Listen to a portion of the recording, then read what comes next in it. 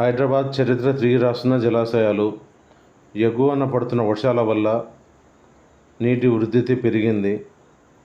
అందువల్ల ప్రమాద స్థాయికి చేరుకుంటుండటంతో హైదరాబాదులోని హిమాయత్ లేక్, గండిపేట చెరువులు ప్రమాద స్థాయికి చేరుకుంటుండటంతో గేట్లు తెరవడం జరిగింది. హిమాయత్ గేట్లు ఇది మూడోసారి తెరవటం అండి. ఫస్ట్ 12 గేట్లు తెరిచారు ఒకసారి, తర్వాత 2 గేట్లు తెరిచారండి. ఇది మూడోసారి 3.5 గేట్లు, అంటే యాక్చువల్గా 4 గేట్లు దగ్గర తెరిచారండి. ఇప్పుడు ఈ పరిస్థితి ఏంటంటే, ఇప్పుడు గండిపేట నుంచి వచ్చే వరద వల్ల నార్సింగ్ దగ్గర సర్వీస్ రోడ్డు క్లోజ్ చేశారు, అటువైపు వాహనాలు పోనీయకుండా ఆపేశారు. రెండోది హిమాయత్ లేక్ వరద వల్ల రాజేంద్ర నగర్ దగ్గర ఉన్న సర్వీస్ రోడ్డు కూడా క్లోజ్ చేశారు.